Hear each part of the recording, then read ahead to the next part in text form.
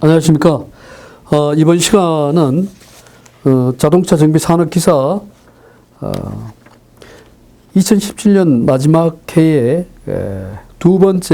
세 번째 과목 시간 자동차 셰시 문제를 풀어보도록 하겠습니다. 문제는 41번 문제가 되겠습니다. 제동시 슬립률을 구하는 공식으로 오는 것은 우리가 뭐 슬립률 하면은 이렇게 구하면 되죠. 슬립률이라고 하는 것은 속도, 기본 속도라는 게 있어요.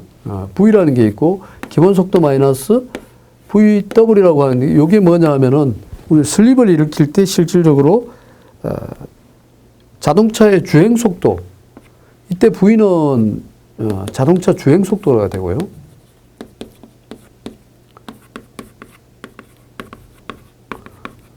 이때 그 VW라고 하는 것은 바퀴 속도입니다. 바퀴 휠 스피드, 휠 빌로시티.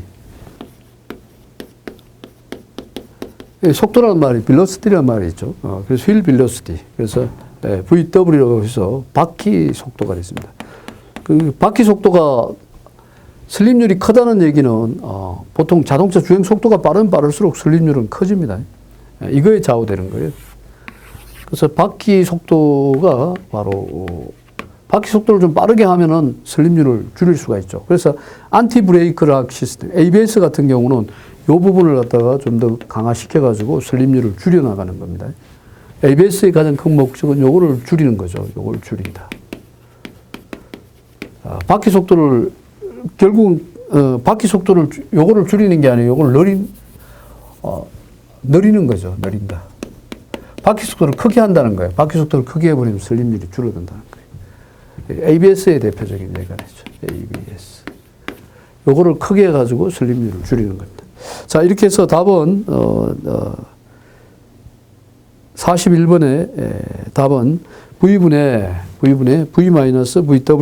여기다가 이제 곱하기 100 하면 되겠죠. 슬립률이니까. 됐습니다. 42번으로 넘어갑니다. 42번 문제에서는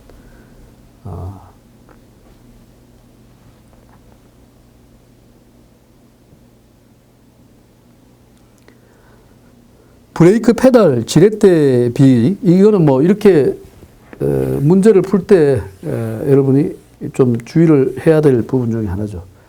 이렇게 해서 뭐 여기 페달이 이렇게 있다고 합시다. 이렇게. 여기 바로 지지점입니다. 지지점. 중요한 게 요 부분 기준이죠. 지지점이 있고, 요 지지점을 기준으로 푸시로드가 이렇게, 푸시로드는 이게, 여기 페달을 밟으면은, 여기 페달 밟으면은, 이 힘은 이쪽으로 작용하면은, 이 반력은 어디로 작용하냐? 반력은 여기로 작용. 이 힘 간에 서로 양쪽의 힘이 작용하는 거예요. 그럼 여기서 여기까지 거리가 중요하죠. 그러니까 모멘트를 구하기 위해서는, 그 다음에 여기서 또 요 지점까지 거리가 중요합니다. 양쪽 거리를 보니까 나와 있죠. 하나는 2cm라고 그랬고요. 요거 2cm면은 여기 8cm니까 2 플러스 8이 되니까 요건 10cm가 되겠습니다. 자, 그러면 힘 지지점이 요걸 우리가 지지점을 우리가 O라고 합시다. O라고 하면은 시그마 MO는 제로 이렇게 풀면 됩니다. 모든 모멘트의 합은 제로이다. 힘의 원리에서는 두 가지 방법을 이용하면 됩니다. 모든 힘의 합은 제로이고 모든 모멘트의 합은 제로이다. 거기서 만약에 미지수가 두 개 있다면 2원 1차 연립 방정식을 풀어서 사용하면 되겠죠. 자, 이거는 이제 우리가 모멘트의 합을 제로라는 여기를 콤파스를 찍고 이렇게 돌린다고 생각하죠. 이렇게 돌린다. 자, 오른쪽으로 이게 오른쪽에 이게 이렇게 시계 반대 방향으로 가니까 마이너스라고 생각합시다. 이거는 여기를 기점으로 해서 여기는 이렇게 힘의 방향에 콤파스를 여기를 찍어가지고 이렇게 돌린다고 생각하면 돼요. 그러면은 이건 여기에서 거리는 이만큼이고 힘은 여기에 있으니까요. 그러니까 여기의 힘과 여기의 힘을 알면은 우리가 되겠죠. 여기서 지금 뭘 하면은 페달을 밟을 때를 이게 100kg 볼수라고 했어요. 그러면은 이제 이게 100 곱하기 얼마가 돼요? 100 곱하기 10이 되죠. 100 곱하기 모멘트는 100에다가 여기 걸리는 힘이 10이 됩니다. 10. 그 다음에 반대 방향으로 걸리는 힘. 플러스 마이너스 이렇게 다 해서 제로로 놓고 풀어도 돼요. 만약에 100 곱하기 10을 이거를 마이너스로 봤으면 100 곱하기 10은 시계 방향이니까 플러스로 볼 수 있죠. 그러면 100 곱하기 10을 플러스로 보 100 곱하기 10 플러스로 보고 마이너스 뭐예요? 마이너스는 이 점을 찍어서 콤파스 찍어서 1로 돌려야죠. 힘의 방향이 1로 가고 있으니까. 그러면은 2 곱하기 마이너스 2 곱하기 우리가 구하고자 하는 게 뭐예요? 2 곱하기 x. 이쪽의 힘을 우리가 x, 라지 x라고 할까요? f라고 합시다. 2 곱하기 f 이런 식으로 합시다. 이게 제로다. 다시 말하면은 100 곱하기 10 이코르는 2f 이렇게 되죠. 고로 f는 2분의 100 곱하기 10 이렇게 됩니다. 약분하면은 5가 돼가지고 우리 이 f의 힘이 얼마나 필요하냐? 500이네요. 500. 그래서 답은 500이 되겠습니다. 이렇게 푸는 게 좋습니다. 뭐 지렛대 원리는 모멘트 기준으로 풀어라. 43번 조향장치 구비 조건이 아닌 것은 고속주행 시 조향 핸들이 안정될 것. 그 다음에 조향 핸들의 회전과 구동 바퀴 선의 차가 크지 않을 것. 이거 자주 나오는 겁니다. 조향 장치는 고속이 되면은 조향 핸들이 너무 무거우냐 가벼우냐 이제 이게 문제가 되죠. 고속 때 가벼우면 사고가 나요. 그래서 안정된다는 말 자체도 중요하지만 약간 무거운 쪽으로 가야만 사고가 일어나요. 왜? 고속 주행을 하는데 핸들이 휙 돌아가 버리면은 자칫하면은 위험 상태에 빠질 수가 있죠.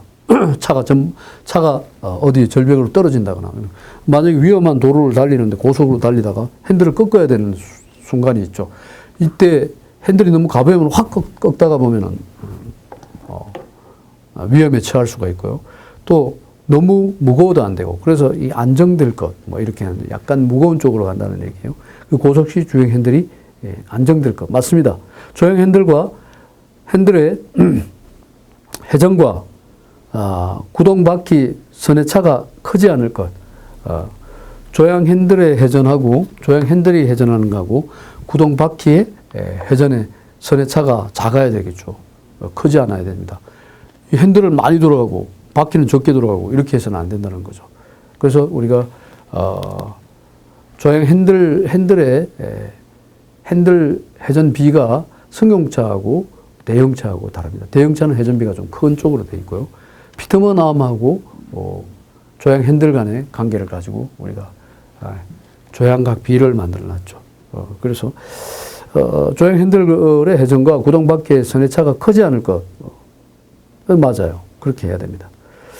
주행 중 저속 주행 시 조향 핸들 조작을 위해서 큰 힘이 요구된다. 아니죠. 저속 주행에는 힘이 적은 힘이 들어가야 돼요. 고속 주행은 조금 큰 힘이 들어가야 됩니다. 저속 주행에서 큰 힘이 들어가는 것은 안 좋죠. 저속에서는. 저속에서는 조금 핸들이 부드러워야 되고 고속에서는 조금 딱딱해져야 되는 그 두 가지 조건을 딱딱하다는 게 완전히 딱딱하면 안 됩니다. 그래서 안정적일 것 이런 말을 주로 많이 쓰고요. 그러니까 저속에서는 조향 핸들 조작이 큰 힘이 요구된다? 아니에요. 작은 힘이 요구돼요. 핸들이 부드러워야 됩니다. 저속에서는. 답은 3번이 틀렸어요. 여러 번 얘기했으니까요. 주행 중 받은 충격에 조향 조작이 영향을 받지 않을 것. 그 퀵백 현상이라고 하죠. 퀵백. 충격이 핸들에 충격을 일으키는 것을 퀵백이란 말을 써요. 퀵백. 두둥두둥 한다는 핸들이. 퀵백 현상이 일어나면 안 되죠. 충격 흡수를 잘 해야 됩니다. 그래서 충격 조작이 영향을 받지 않을 것 맞습니다. 이렇게 이제 조향에서 갖춰야 할 점을 그 외에도 우리가 셰시 차체 각 부분에 무리한 힘이 작용되지 않아야 된다. 맞죠? 수명은 길고 다루기가 쉽고 정비가 용이해야 된다. 또 조작하기 쉽고 방향 변환도 잘 돼야 된다. 핸들링이 절묘한 차 이런 말 하죠. 그 다음에 고속 주행에서 조향 핸들이 안정이고 저속 주행에서는 조향 핸들이 오히려 가벼운 쪽이 좋습니다. 이렇게 해서 43번은 문제 풀어봤고 44번 자동 변속기와 비교 시 수동 변속기의 특징이 아닌 것은 이렇게. 우선 이런 것들도 시험에 자주 나오면서 내용 자체는 그렇게 어렵지 않다고 봐야죠. 우리가 자동 변속기하고 수동 변속기는 어떻게 따져야 되냐면은 자동은 우선 조작이 자동과 수동은 뭐예요? 조작이 용이하다. 조작이 쉽다, 용이하다 이 말이 이제 나오겠죠. 자동의 또 단점은 뭐예요? 자동 연비가 변속 충격이 있으니까 연비가 수동에 비해서 나쁘다. 연비가 나쁘다는 특징이 있고요. 연비가 나쁘다. 구조가 어때요? 조작이 용이하지만 구조가 복잡하다. 가격이 비싸다. 뭐 이런 내용도 나올 수 있고요. 그다음에 이 연비가 수동에 비해서 나쁜 것은 변속 시에 변속 충격이라는 부분을 우리가 무시 못한다는 거죠. 변속 충격에 의한 것. 그다음에 또 뭐를 써요? 토크 컨버터를 사용하기 때문에 유체의 힘이 작용할 때 유체 마찰을 하니까 부드러운 장점이 있죠. 조작이 용이하고 뭐 충격 흡수가 잘 된다. 충격 흡수가 용이하다. 뭐 이런 말들이 있어요. 그러나 이제 유체 자체에 유체 손실이라는 부분이 있어서 뭡니까? 연비 쪽이 불량하다. 수동은 구조가 간단하다는 장점이 있죠. 구조가 간단하다. 그러나 조작이 불편하다는 거죠. 조작 불편이다. 뭐 이런 내용들을 우리가 복합적으로 알고 있고 이걸 풀어보는 그러한 쪽으로 가면 좋습니다. 자, 자동 변속기와 비교 시 수동 변속기의 특징이라고 했어요. 수동 변속기 구조 고장률이 높다. 수동 변속기는 구조가 간단하니까 고장률은 낮겠죠. 구조가 복잡하면 오히려 고장률이 더 높다고 봐야죠. 수동 변속기 고장률이 높다 틀렸어요. 고장률이 낮다. 소형이 경량이다. 맞죠. 구조가 간단하니까 경량이란 말이 들어가죠. 경량이란 말이 들어가고 구조가 간단하니까. 그 다음에 보수 정비 비용이 좀 저렴하다. 만약에 고장이 나면은 이 고장 수리가 수동이 더 쉽죠. 기계적인 동력 전달로 연비가 우수하다. 이건 연비가 나쁜 반면에 이건 연비가 좋다. 자동에 비해서 연비가 좋다. 이 말이니까요. 고장률이 높다는 말이 틀렸습니다. 수동은 고장률이 오히려 낮죠. 구조가 간단하기 때문에. 45번 수동 변속기에 클러치 역할을 하는 자동 변속기의 부품은 뭐냐 하면 수동 변속기에서 뭐 클러치 역할을 하는 자동 변속기의 부품은 뭐냐. 자동 변속기에서 수동 변속기의 클러치는 뭐 종류별로 보면은 보통 크게 두 가지 형태로 나누고 있어요. 소형 쪽에 적용하는 클러치가 있고 대형에 작용하는 클러치가 있고 두 가지가 있죠. 보통 핑거 타입이라고 해서 클러치의 스프링이 그냥 일체형으로 되어 있는 스프링이 있고 스프링이 별도로 되어 있는 형태가 있죠. 자, 그 다음에 수동 변속기 클러치 역할을 하는 자동 변속기는 클러치에는 자동 변속기 클러치에는 몇 가지가 있어요? 프론트 클러치, 그다음 리어 클러치, 엔드 클러치, 뭐 이런 것들이 있죠. 프론트 클러치, 리어 클러치, 엔드 클러치, 그다음 다이렉트 클러치 이렇게 나누고 있어요. 그러면은 그러한 내용에 속하는 부분을 우리가 보고 클러치 역할을 하는 자동 변속기의 부품은 바로 클러치 역할을 한다고 했으니까요. 토크 컨버터가 되겠네요. 토크 컨버터. 사실은 토크 컨버터는 두 가지 역할을 하죠. 토크 컨버터가 클러치 대신에 들어가 있으면서 유압을 갖다가 유압의 압을 갖다가 유체의 흐름을 더 뭡니까? 토크업을 시키는 거예요. 토크업. 그래서 유체 흐름을 크게 해가지고 유체가 입력에서 출력으로 나갈 때 유체의 압을 크게 만들어주는 역할을 하는 것입니다. 그래서 토크 컨버터가 자동 변속기로서는 클러치 역할을 하는데 유압을 크게 해서 바로 토크를 올려주는 역할을 하는 거예요. 더 큰 역할은 토크업이 되겠습니다. 토크 컨버터는 토크업이 되고 두 번째 역할은 뭐다?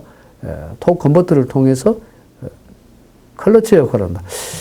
사실은 뭐 이런 내용 자체가 그렇게 뭐 이것도 그렇게 좋은 내용은 아닌데 사실은 이 자동 변속기의 클러치에는 클러치 종류별로 보면은 몇 가지가 있냐면은 프론트, 리어 클러치, 엔드 클러치, 다이렉트 클러치, 클러치가 있습니다. 근데 이 클러치가 기본 역할을 하고 있고 토크 컨버터는 클러치 역할을 한다면 토크 증배 작용을 하는 역할을 하고 있죠. 문제로서 속 좋지 않은 문제네요. 45분 같은 경우는 틀릴 확률도 있습니다. 자동 변속기 클러치 종류에 들어간다 그러면 토크 컨버터는 토크를 올리는 토크 증배작용이라고 해요. 증배작용이 더 큰 역할이고, 클러치의 역할을 한다고 하는 것은 좀, 말이 좀 안 맞는 거고요. 자동 변속기 클러치에는 프론트 클러치,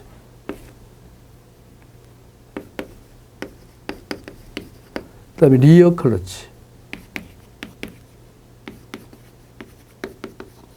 그 다음에 엔드 클러치, 이런 클러치들이 있다는 것. 기본적인 방법으로는 여기서 답을 정하라 그러면 오히려 3번이 더 정확한 문제라고 할 수 있어요. 답에 문제가 생겼어요. 프론트 클러치, 리어 클러치, 엔드 클러치, 여기. 또는 다이렉트 클러치. 이런 클러치들이 있다는 거. 자, 46번. 선해 차체의 기울어짐 방지와 관계된 전자제어 현가장치의 입력 요소는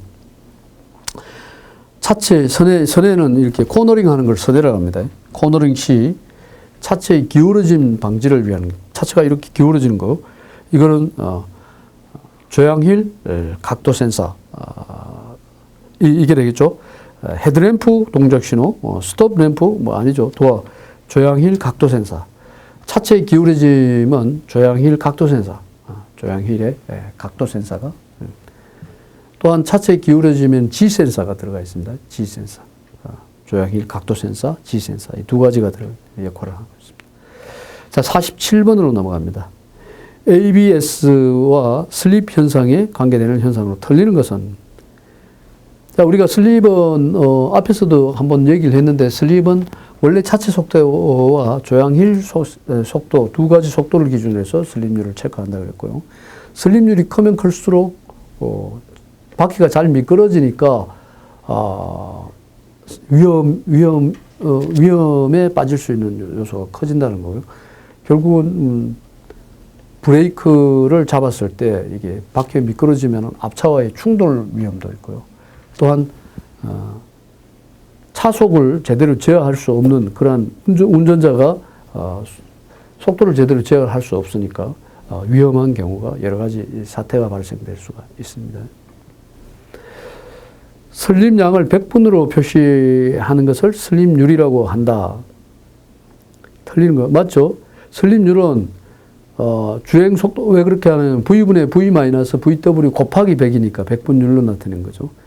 슬립률은 주행 속도가 늦거나 제동 토크가 작을수록 커지는 것이다. 슬립률은 주행 속도가 늦거나 제동 토크가 주행 속도가 빠를 때 슬립률은 커집니다.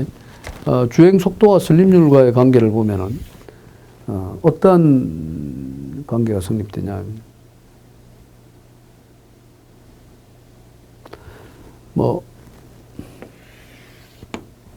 이렇게 보는 관계.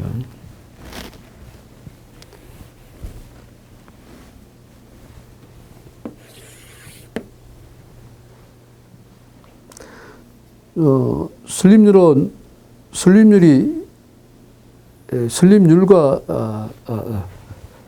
이렇게 그리면 안 되겠구나. 자, 속도가 빨라지면 슬립률이 커지죠. 왜 그런가 봅시다. V분의 V 마이너스 VW라고 했으니까요. 곱하기 100이라고 했으니까. 이걸 슬립률 S라고 합시다. 이놈이 빠를수록, 이게 크면 클수록 슬립률은 커지는 거 아니에요? 슬립률이 크다는 건 위험하다는 얘기예요. 슬립률은 속도가 늦거나가 아니라 속도가 빠르면 빠를수록, V가 커지면은, 또 제동 토크가 작을수록, 제동 토크 작으면은 토크가 크면 클수록 슬립률은 반대로 줄어들고, 토크가 작으면 슬립률은 커지죠. 토크가 작으면은 슬립률은 커집니다. 그래서 토크를 크게 하면, 이거는 맞는 주행 속도가 늦다는 말 틀렸죠. 주행 속도와 바퀴의 회전 속도 차이가 이거 차이가 발생하면 슬립 현상이 일어난다. 제동식 슬립 현상이 발생될 때는 여기 최대가 될 수 있도록 ABS 제동 압력을 제어해야 된다. 맞죠? 제동력을 키워야 돼. 슬립 현상이 있으면은 제동력을 크게 해야 되겠죠. 크게 해서 바퀴와 지면과의 마찰을 키워야 되겠습니다. 우리가 슬립률은 바퀴와 지면과의 마찰을 키우면은 슬립률을 줄일 수가 있다. 이것도 한번 알아두고요. 주행 속도가 느리면은 슬립률이 줄어든다. 주행 속도가 빠르면은 슬립률은 커진다. 제동력을 키우면은 슬립률은 떨어진다. 이렇게 알고 있으면 되겠습니다. 48번 유압식 전자제어 동력 조향 장치 중에서 실린더 바이패스 제어 방식의 기본 구성 부품으로 틀리는 것은 유압식 전자제어 동력 조향 장치. 이거는 유압식 전자제어 동력 제어 장치, 동력 조향 장치라고 하죠. 유압식 여기에서는 우리가 토크를 중요시 여기고 있고요. 그래서 토크 센서라든가 이런 거 이게 반드시 들어가 있고요. 그 다음에 뭐 G 센서라든가 이런 것들을 집어넣고 유압식 전자제어 동력 제어 장치에서는 가장 큰 장점이 기본적으로 유압 펌프가 있어야죠. 그 다음에 동력 실린더 있어야 돼요. 프로포셔닝 밸브는 어디에 있어요? ABS에 존재하는 겁니다. 이건 틀렸어요. 그 다음에 유량제어 솔레노이드 밸브 있어야 되고요. 이렇게 해서 유압식 전자제어 밸브를 적용함으로 해서 고속과 저속을 자동 제어할 수 있다는 장점이 가장 큰 장점을 갖고 있습니다. 자, 49번 자동차 검사 기준 및 방법에서 제동장치의 제동력 검사 기준을 틀리는 것은 49번 모든 축의 제동력 합이 공차 중량의 모든 축의 제동력 합이 공차 중량의 50% 이상일 것. 제동장치에서 검사 기준은 제동력의 합이 공차 중량의 50% 이상이 돼야 된다. 주어진 조건에 공차 중량, 제동력의 모든 축의 제동력 합. 바퀴가 4개라 그러면은 4축 기준이 되겠. 축은 2축이죠. 축은 2축이고 바퀴는 4개. 모든 축의 제동력의 합이 공차 중력의 그 2개를 다 더했을 때는 공차 중력 합의 중량의 50% 이상은 제동력이 돼야만 되겠습니다. 이 중요한 내용이에요.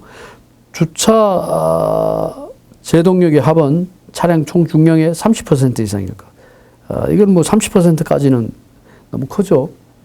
이거는 보통 20% 기준 뭐 이렇게 또는 동일 차축의 좌우 바퀴의 제동력 차이는 8% 이상 이내일 것 맞습니다.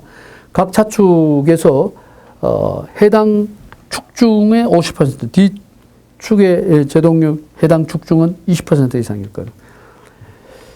각 축의 제동력의 해당 축 중의 50%, 뒤축은 20%, 앞축은 각 축의 제동력 해당 제동력은 해당 축 중의 50%. 축의 중량의 50% 해야 되고 뒤축의 제동력은 해당 축 중에 20%면 된다. 해당 축이 있으면 앞축과 뒤축이 있으면 앞축의 50%는 뒤축은 축 중에 얼마? 20%만 하면 된다. 축 중에 앞축은 축 중에 얼마? 50%, 뒤축은 축 중에 20%를 한다. 중요한 얘기입니다. 자, 그럼 제동력 검사할 때 다시 한 번 더요. 모든 축 중에 제동력의 합은 공차 중량의 50% 이내에 들어가야 되고요. 주차 제동력은 약 20%, 그다음에 동력 차축에서 제동력의 차이는 좌우 바퀴의 제동력의 차이는 8% 이내에 되고요. 각 축의 제동력은 해당 축의 축 중에 앞차축 기준이나 이런 쪽은 50%가 되고 뒤축은 해당 축 중에 얼마? 20% 정도 들어가면 된다. 차동기 장치의 역할로 옳은 것은 50번입니다. 주행 속도를 높이는 역할을 한다. 차동기 장치. 엔진의 토크를 증대시키는 역할을 한다. 차동 기어라고 하면은 우리가 차동기의 기본 역할은 뭡니까? 렉앤피니언의 원리라고 하고요. 이렇게 틀었을 때 코너링을 할 때 코너링 시에 좌축이나 우측 코너링을 하면 안쪽 바퀴 쪽은 중량이 많이 실리고 바깥 바퀴는 중량이 적게 실리면서 중량 뭐를 안쪽 바퀴를 기준으로 해서 바깥 바퀴를 이렇게 회전시키는 이러한 형태가 되죠. 레겐피니언의 원리에서는 바깥쪽 바퀴는 안쪽 바퀴 2배의 힘을 가지고, 그러니까 안쪽 바퀴의 힘 플러스 바깥쪽 바퀴의 힘, 이거를 2배의 힘이 아니라 회전력을 가지고 돌아갈 수 있도록 되어 있습니다. 그러니까 지렛대하고 같은 거예요. 안쪽 바퀴는 지렛대가 되고요. 바깥쪽 바퀴를 지렛대를 기준으로 해서 돌아갈 수 있도록, 이런 걸 우리가 차동 기어라고 하죠. 차동 기어의 역할로 오른 것은 주행 속도를 높이는 역할을 한다. 차동 기어가 주행 속도하고 상관없죠. 코너링의 서내시의 주 역할을 하는 게 바로 차동 기어죠. 엔진 토크 증가시키는 건 아니죠. 주행 시 구동력을 증가시키는 아니죠. 서내시라는 말이 들어가요. 좌우 바퀴의 회전 속도를 다르게 하는 것이 바로 차동 바퀴 역할입니다. 자, 51번 독립평가 장치에 대한 설명으로 옳은 것은, 평가 시스템에는 독립평가 시스템이라는 게 있고, 독립평가 시스템은 승용차나 SUV 차에 대부분 다 들어가는 거고요. 독립평가 시스템에는 특히 맥퍼슨 타입과 위시본 타입, 더블 위시본 뭐 이런 이런 타입들이 주로 들어가고 있고, 저거에 비해서 리지드 타입에 비해서는 구조적인 측면은 좀 더 복잡하다고 볼 수 있고요. 독립평가 시스템 내에서 맥퍼슨과 위시본의 차이는 뭐냐면, 맥퍼슨이 위시본보다는 뭡니까? 구조적인 측면에서는 단순하다고 이렇게 할 수 있지만은, 일반적인 대형차 같은 경우는 이런 독립평가를 쓰지 않습니다. 리프 스프링을 이용하는 쪽이고, 구조가 단순하다는 내용이 들어가죠. 대신에 이제 충격 흡수력은 독립평가 시스템이 훨씬 좋다고 볼 수 있고요. 로드 홀딩이 뭐 가볍다, 이런 건 주로 맥퍼슨 타입에서 쓰고, 심의 현상이나 이런 것을 이렇게 막는데 장점이 있다, 뭐 이런 여러 가지 현상들을 얘기할 수 있습니다. 스프링 아랫질량이 윗질량, 아랫질량 따지면 아랫질량이 가볍다는 장점을 갖고 있고, 이런 것들을 우리가 토대로 해서 문제를 풀어봐야 됩니다. 강도가 크고, 옳은 것을 보면 강도가 크고 구조가 간단하다. 이거는 바로 리지드 타입, 픽스드 타입이죠. 리지드 타입. 따라서 우리가 옳은 것을 지금 묻고 있는 질문을 들어가겠습니다. 타이어와 노면의 접지성이 우수하다. 타이어하고 노면의 접지는 무게가 좀 무거울수록 접지력이 커지죠. 스프링 아랫질량이 크면은 접지력이 커질 거예요. 그렇다면 이거는 대형차 쪽에 리지드 형식, 픽스드 형식이 되겠고요. 그 다음에 스프링 아래 무게가 커서, 아래 무게가 크다는 것은 뭐예요? 독립평가 시스템이 아니에요. 아래 무게가 가벼운 게 독립평가 시스템. 승차감이 좋다? 승차감이 좋은 거는 맞는데, 아래 무게가 커서가 아니라 아래 무게가 가벼워서 승차감이 좋다, 이렇게 써야 됩니다. 따라서 3번도 틀렸죠. 앞바퀴 심의가 일어나기 쉽다. 바로 심의 현상은 독립평가에서 심의 현상이 일어나기 쉽다. 자, 이것도 옳은 것을 묻고 있죠. 독립평가 시스템에서. 타이어와 노면의 접지성이 우수하다. 이게 답이네요. 타이어와 노면의 접지성이. 앞바퀴 심의가 일어나기 쉽다. 앞바퀴 심의가 일어나기 쉬운 것은 리지드 타입이에요. 독립평가 시스템은 심의가 잘 일어나지 않아요. 심의라는 것은 앞바퀴가 이렇게 바퀴가 이렇게 있으면은, 심의라는 것은 이렇게 있으면은 이렇게 흔들리는 것, 이런 식으로 흔들리는 것입니다. 이렇게 흔들리는 것을 이런 식으로 왔다 갔다 흔들리는 것, 바퀴가 이렇게 흔들리는 것을 심의 현상이래요. 이 심의 현상은 대형차에서 일어나는 대형차에서 일어나는.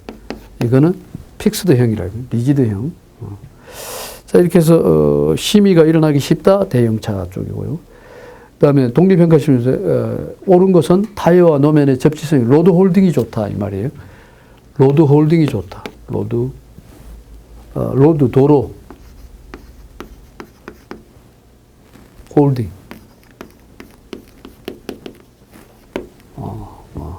로드 홀딩이 좋다. 도로의 접지력이 좋다. 로드 홀딩이 좋다. 이렇게 해서 답은 로드 접지성이 우수하다. 이게 바로 독립평가의 장점이고, 스프링 아래 무게가 무거운 것은 독립평가가 아닙니다. 스프링 아래 무게가 가볍다. 독립평가 시스템이에요. 무게가 무거운 거는 밑에 많이 깔리죠. 그 스프링 아랫질량과 윗질량. 아랫질량이라고 하면은 셰시 부품들의 모든 부품들을 우리가 아랫질량이라고 할 수 있습니다. 따라서 타이어 넣으면 접지성이 우수하다가 답이고, 강도 크고 구조가 간단하다? 아니죠. 강도는 크다는 말은 대형 쪽이고요. 구조가 간단하다? 대형차예요. 대형차. 이건 독립평가 시스템을 어디에 적용하고 있다? 소형이나 중형 또는 SUV 계열, 승용 이런 쪽에만 적용하는 것이다. 그래서 독립평가의 장점에 보면 앞바퀴 얼라이먼트, 설계 자유도가 크다, 컨트롤 암 등을 이용해서 진동을 방지할 수 있다, 스프링의 상수가 작다는 거, 무게중심이 낮아서 안전성이 크다, 스프링 질량이 작아서 승차감이 좋다, 바퀴의 구조상 심의를 잘 일으키지 않는다, 노면과 로드 홀딩이 우수하다, 뭐 이런 내용들이 들어가요. 굉장히 중요한 내용이죠. 독립평가 장치에서의 이러한 내용들을 반드시 공부를 해야 됩니다. 독립평가 장치. 자, 52번 4WD 시스템의 전기식 트랜스퍼, 일렉트릭 시프트 트랜스퍼, 전기식 트랜스퍼의 스피드 센서, 펄스 제너레이터 센서에 대한 설명으로 틀리는 것은 4WD 방식에는 두 가지 형태가 있어요. 하나는 파타임 4WD, 풀타임 4WD가 있습니다. 파타임 4WD는 4L과 4H 구간이 있다는 거죠. 주로 그래서 4L 또는 4륜구동을 조속을 나타내는 최대 견인할 때 위치하는 것이고요. 그 토크가 큰 토크를 요구하면 4L로 가야 되고요. 4H 모드는 4륜구동 고속을 나타내는 4륜구동 중에서 고속을 나타내는 거죠. 지능, 모래, 눈길 등을 주행할 때 주로 사용하는 것이다. 4L 모드는 출력 상태에서 출력 방향은 4H 모드에 비해서 시간당 주파수가 적다. 뭐 이렇게 나와 있죠. 이렇게 스피드 펄스 제너레이터 센서에 대해서 스피드 센서인 펄스 제너레이터 센서 52번에 회전 속도의 1번 회전 속도에 비례해 주파수가 변한다.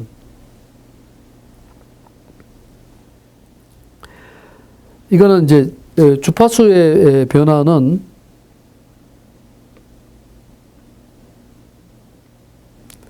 (4L이나) (4H) 모드의 주파수를 두 가지 형태로 해서 주파수를 변화를 주고 있으니까요. 회전 속도에 비례해서 주파수를 변경하는 거예요. 4L이냐 4H에 따라서 주파수를 변조한다. 이렇게 나와야 되겠죠. 그러니까 회전 속도에 비례하는 게 맞네요. 설명으로 틀리는 것은 맞아요. 회전 속도에 비례해서 주파수가 변하는 거죠. 4L, 4H가 회전 속도하고 연결이 되니까요. 4L은 저속형이라고 해요. 4H는 고속일 때. 고속일 때 주로 언제 쓰느냐. 지능, 모래 이런 길을 갈 때는 4H 모드를 놓고 4L 모드는 큰 힘이 들어갈 때 최대 견인 모드라고 할 수 있어요. 큰 힘이 들어가는 모드. 큰 토크가 필요로 할 때 4L 모드를 적용한다. 마그네틱 센서 방식의 경우 교류 전압이 발생한다. 그다음에 제어 모듈은 주파수를 감지해서 출력 축 회전 속도를 검출한다. 4L 모드 방식에서 출력 방향은 4H 모드에 비하여 시간당 주파수가 많다. 이렇게 나와 있네요. 4L 모드의 출력 방향은 4H 모드에 비해서 시간당 주파수가 적다가 되겠죠. 아무래도 4H 모드에서는 주행 속도가 빨라지니까 다다다다닥 이렇게 바퀴가 많이 부딪히니까 주파수가 굉장히 강하게 움직이겠죠. 4L보다는. 이 4L은 주로 견인을 목적으로 하는 것이고요. 4H는 속도를 목적으로 하는 것이니까 속도가 빠를수록 주파수의 방향들이 많이 움직인다고 볼 수 있어요. 그래서 4H 모드가 주파수 방향이 4L보다가 많다가 맞죠. 따라서 다음 4번이 틀렸네요. 53번 차량 주행 중 조향 핸들이 한쪽으로 쏠리는 원인입니다. 핸들이 이렇게 쏠리는 것은 이것도 시험에 자주 나오는 건 타이어 공기압 문제가 생기면 이렇게 한쪽으로 쏠리게 돼 있고요.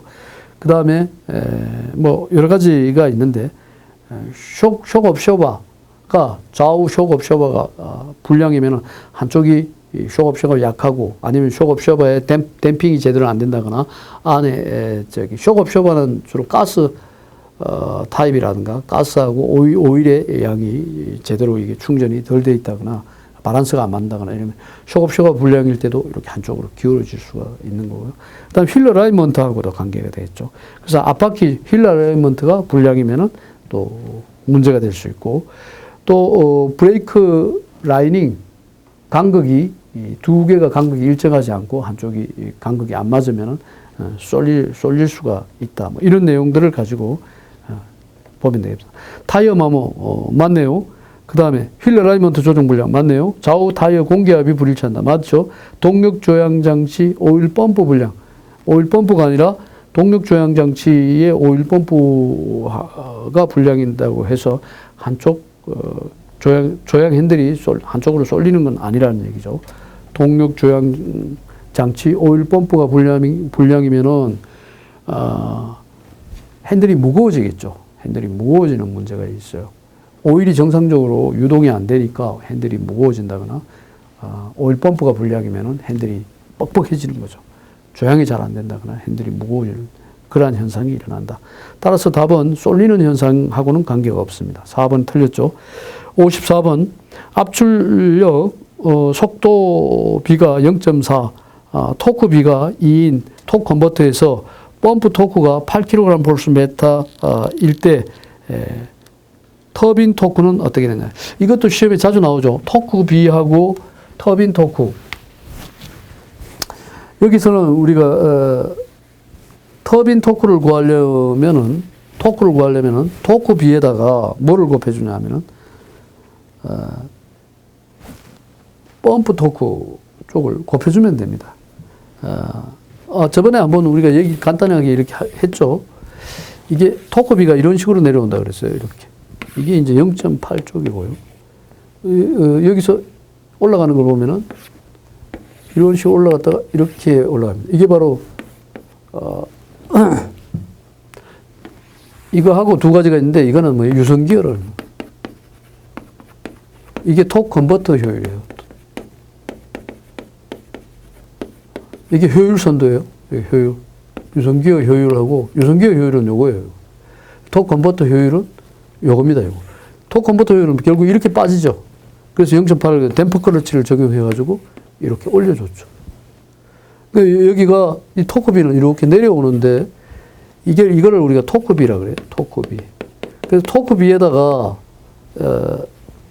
이쪽으로 가면은 이걸 속도비라 그러죠. 속도비. 0.8. 속도비 I라고 하면은 펌프하고 펌프의 속도 P분의 펌프의 속도분의 터빈의 속도 VT 이게 바로 속도비입니다. 여기 제로인 부분을 뭐라 그래요? 여기를 바로 스톨 상태라 그래요. 스톨 상태가 토크비가 제로인 토크비는 최대가 되고요. 그 다음에 효율은 제로인 상태. 토크비가 최대고 효율이 제로이고 토크비가 최대인 상태. 이거를 스톨이라고 해요. 스톨 상태. 스톨 상태에서 쭉 빠져나오죠. 이게 커진다는 얘기는 터빈의 회전 속도가 빨라진다. 펌프의 회전 속도가 터빈의 회전 속도 중에서. 따라서 우리가 이 토크비가 일로 가면 일로 갈수록 이렇게 커지는 것은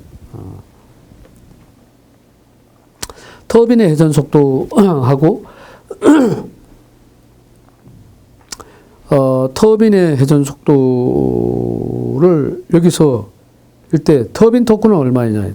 터빈 토크는 압력 속도비가 0.4이고 속비가 0.4이고 토크비가 2인 컨버터에서 펌프 토크가 이길 때 터빈 속도는 얼마이냐.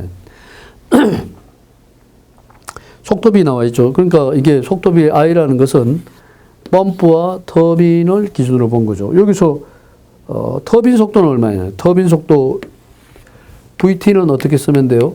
I 곱하기 VP가 되죠. VP가 되니까. I는 속도비가 여기서 얼마예요? 속도비 0.4. 펌프 회전 속도 얼마? 펌프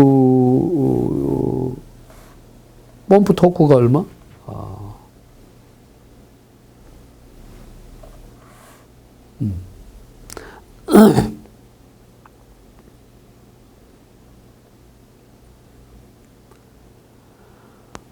이렇게 해도 되겠네요.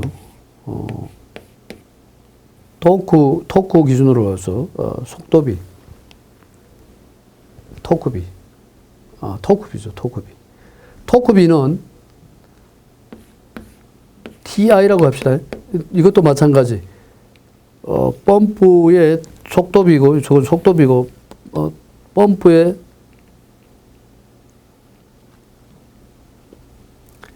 TP분의 TT로 이렇게 보면 됩니다.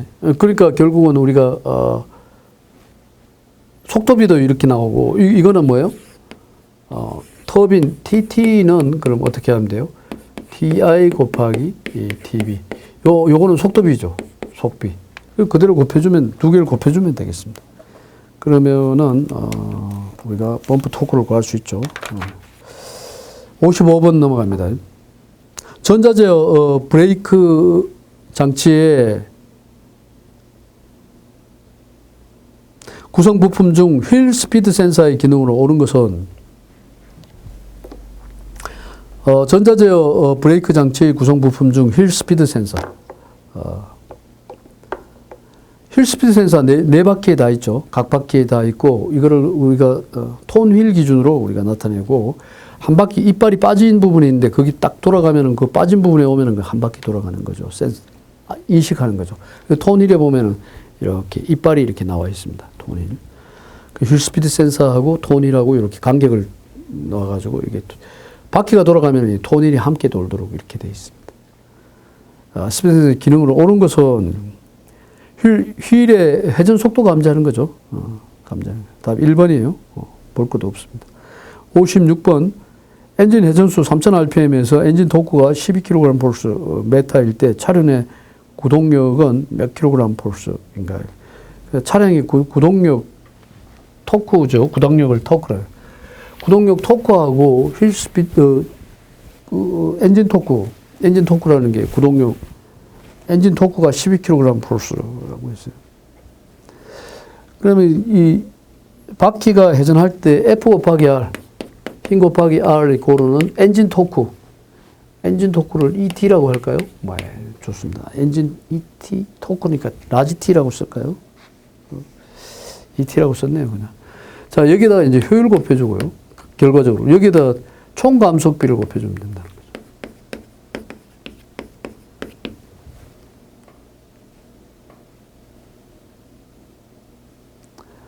거죠. 결국은 FR이라는 말 자체가 토크라는 얘기인데요. 이게 토크죠. 토크.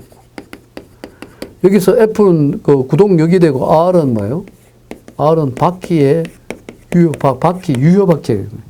바퀴 자체가 바퀴의 반경이 되죠. 유효 바퀴의 반경. 이렇게 해도 돼요. 바퀴의 반경이. 이게 토크입니다. 이 개념이 뭐예요? 토크예요. 토크. 이것도 토크죠. 토크인데 토크에다 효율을 곱해주고 총 감속비를 곱하는데 이쪽에 토크가 커지려면은 총 감속비를 키워버리면은 이게 커지죠. 이거 세 개 중에서 하나를 생각하면 됩니다. 그래서 총 감속비를 크게 한다? 이쪽 토크를 크게 한다. 이렇게 보면 돼요. 그러니까 총 감속비 이렇게 들어가는 이 공식이 있다는 얘기예요. 그래서 이 공식에다 대입하면 되는데 여기서 F를 물었으니까 바퀴에 동력 전달을 할 때 구동력 바퀴 차륜 구동력 F 이꼴은 얼마냐. F는 R로 나눠야 되겠죠. R 분모로 나누고 요놈 ET 곱하기 효율 곱하기 총 감속비를 우리가 R 토탈이라고 해서 총 감속. 요 R은 리덕션의 역사죠. R DUC TI 리덕션 감속 기여 리덕션 기여 토탈 총 감속 토탈 리덕션 이렇게 되는 거죠. ET는 뭐 엔진의 토크, 엔진 토크. 그래서 FR은 엔진 토크에다 효율에다가 총 감속비를 곱하면 된다. 이 공식 그대로 알고 있어야만 F를 구할 수 있는 거죠. 그대로 대입하면 되겠습니다. 대입해서 57번으로 넘어갑니다. 동기물림식 수동 변속기에서 기어 변속 시 소음이 발생하는 원인이 아닌 것은 기어 변속하는데 소음 발생하는 원인이 아닌 것은 이렇게 클러치 디스크를 변경해야 된다. 자, 동기물림식. 변속기에는 가장 많이 쓰는 게 뭐예요? 동기물림식이에요. 수동변속기. 수동변속기에서 변기가 됩니다. 수동변속기에서 가장 많이 적용하는 건 동기물림. 싱크로나이즈 링 타입. 동기물림. 동기를 또는 상시물림이라고 해요. 상시. 동기물림, 상시물림. 수동변속. 싱크로나이즈 링 타입.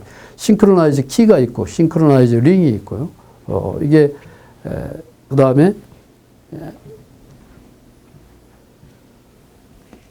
이게 이제 서로 물리는 조건을 우리가 따져주는 거죠. 기업에서 소음이 발생하는 원인이 아닌 것은, 자, 여기에 만약에 소음이 발생했다. 그럼 뭐가 고장이 났냐. 싱크로나이즈 타입에서 싱크로나이즈 메시라는 부분이 있고요. 싱크로나이즈 링, 싱크로나이즈 키, 이렇게 있다. 클러치 디스크를 변경해야 된다? 원인이 아닌 것은 디스크가 변형이 돼 있다? 클러치 디스크가 변형이 돼 있다. 두 번째로는 싱크로 메시 기구가 마멸이 돼 있다. 이건 맞네요. 싱크로나이즈 링에 마모가 돼 있다. 그렇죠. 그 다음에 클러치 디스크 토션 스프링 장력이 감소됐다. 이거는 클러치 디스크가 변형이 돼 있다. 수동 변속기에서 기어 변속 시에 소음이 발생한다. 기어 변속을 하는데 소음이 발생. 이건 실질적으로는 동기 물림에 직접적인 영향을 주는 것은 1번 같은 경우는 클러치 디스크가 변형이 되어 있는 것은 싱크로나이즈 기구하고는 관계가 없습니다. 그러나 일단은 소음 발생의 원인은 될 수가 있는 거죠. 그래서 기어 변속을 할 때 소음이 발생하는 원인이 되는 것도 1번 맞습니다. 근데 이걸 잘못 생각하면 1번 틀리다고 할 수도 있죠. 근데 4번이 왜 틀리냐. 메시, 싱크로나이즈 링, 이거는 전부 다 뭐하고 싱크로나이즈 계통에 문제가 생겼다는 거니까 이때 소음이 발생되는 거 맞습니다. 우리가 기어 변속할 때 소음이 발생되는 것은 결국은 변속 기어 문제도 있고요. 클러치 문제도 있다는 거죠. 여기서는 클러치 문제에서는 클러치 디스크가 변형된 문제, 디스크 변형이 되면 소음이 발생합니다. 클러치 디스크 토션 스프링 장력이 감소됐다. 토션 스프링에 디스크에 보면 뒤에 코일 스프링, 이런 스프링이 들어 있습니다. 이걸 토션 스프링이라고 하는데, 토션 스프링의 역할은 탈착을 하는데 우리가 클러치가 만약에 클러치 페달을 클러치 페달을 밟으면은 클러치가 뒤로 빠지죠. 놓으면은 클러치가 플라이라고 붙어버립니다. 그런데 토션 스프링이 만약에 불량이면은, 토션 스프링 장력이 떨어지면은 리턴이 불량이 되겠죠. 리턴. 그러니까 우리가 붙일 때는, 스프링이 붙을 때는 클러치 페달을 밟을 때고요. 페달을 떼면은 리턴이 되는데, 리턴 될 때 토션 스프링하고 관계가 됩니다. 리턴 불량이라고 볼 수 있고요. 이거는 이때 소음으로 이어진다. 리턴 스프링 불량이 소음으로 이어진다. 이건 아니라는 얘기죠. 리턴 스프링 불량은 소음으로 이어질 수는 없는 거죠. 리턴 스프링, 코일 스프링. 충격이, 이 코일 스프링은 바로 댐핑 역할을 하는 충격하고 관계가 된다는 거죠. 변속 시에 우리가 충격음이 발생된다. 이거는 리턴 스프링하고 관계가 되지만은 충격음이 발생되는 것은 아니라는 얘기죠. 리턴 스프링이 약하다고 하면은 소음으로 이어지지는 않는다는 겁니다. 리턴 스프링이 약하다고 해서 소음으로 이어지지는 않는다. 그렇다면은 리턴 불량이 되면은 만약에 클러치가 슬립이 일어나가지고 소음이 발생되는 거 아니냐, 이제 이렇게 얘기할 수 있는데, 이거는 리턴은 됩니다. 리턴 불량이 아니라는 얘기죠. 리턴은 되는데, 말 그대로 충격으로 이어지는 소음이 발생될 수는 있습니다. 그런데 클러치 자체에서 기어 변속 시에 소음이 아니라는 거예요. 이거는 기어 변속 소음이 아니라 기어 변속하고 상관없이 소음이 발생될 수 있는 게 바로 리턴 스프링입니다. 이게 좀 문제가 어렵죠. 기어 변속과 상관없이 발생될 수 있는 게 바로 클러치 토션 스프링입니다. 토션 스프링은 기어 변속이 안 되더라도 소음이 발생될 수가 있다. 기어 변속 시에만 소음이 발생되는 것은 아니다. 이렇게 알고 있습니다. 58번 자동 변속기 토크 컨버터에서 터빈과 연결되는 것은 조향 너클, 스테빌라이저, 변속기 입력축, 터빈과 연결되는 것은 변속기 입력축입니다. 변속기 입력축이 터빈하고 같이 연결이 되어 있어요. 그래서 결국은 토크 컨버터 출력은 변속기 입력축을 거쳐가지고 변속기 입력축이라는 게 바로 뭐냐 하면은 토크 컨버터 출력축이 바로 변속기 입력축에 연결이 되어 있어요. 그 토크 컨버터 출력은 바로 터빈이 되는 거예요. 터빈의 출력이 변속기 입력축하고 연결이 돼요. 그래서 변속기 입력축하고 연결이 돼서 거기에 클러치가 연결이 되어 있고 프론트 클러치, 리어 클러치, 그다음에 뭐 엔드 클러치, 클러치로 연결해서 오일이 클러치 속으로 축으로 들어가서 클러치로 유입이 돼서 뭡니까? 이 클러치로서 고정하는 기준이 어디냐? 입력 안에 들어가 있는 보면은 유선기어, 선기어를 고정할 거냐, 뭐 캐리어를 고정할 거냐 이런 거는 이제 입력축을 기준으로 해서 클러치가 잡아주는 게 어느 것이냐에 따라 틀리는 거예요. 선기어를 잡을 거냐, 뭐 그다음에 또는 뭐 캐리어를 잡을 거냐. 그거를 잡는 것이 바로 클러치입니다. 이렇게 해서 자동 변속기의 토크 컨버터의 터빈과 연결되어 있는 것은 바로 뭐다? 터빈과 연결되어 있는 것은 입력축이다. 변속기 입력축이 된다. 중요한 얘기입니다. 58번. 59번. 자동차 제동 시 정지 거리로 오른 것은, 자, 59번 문제에서는 공주거리하고 제동거리를 더한 것이 정지거리입니다. 정지거리는 전체 거리를 말하는 거고요. 공주거리라는 것은 머뭇거림이래요. 머뭇거림. 다시 말하면은 우리가 앞에 어떤 물체가 나타났을 때 브레이크를 밟기 위해서 발을 갖다가 브레이크 페달에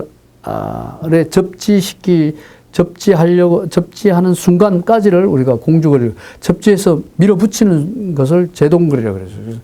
그래서 공주거리와 제동거리의 합이 바로 정지거리가 된다. 이런 것들을 이제 우리 알고 있으면 좋고요. 60번 무단 변속기 CVT에 대한 설명으로 틀리는 것은 가속 성능을 향상시킬 수 있다. 변속단에 의한 기관의 토크 변화가 없다. 무단 변속기. 자, 무단 변속기의 가장 큰 장점은 뭐다? 변속 충격이 없다. 계단을 우리가 밟아 올라간다면 1단, 2단 이렇게 올라가지만 무단 변속은 이렇게 올라가는 게 아닙니다. 계단을 올라간다면 이렇게 스윕하면서 올라가는 거예요. 이런 식으로. 이런 식으로 이렇게 올라가는 거예요. 이렇게. 스윕하면서 올라가는. 그러니까 이제 변속 충격이 없고 부드럽다.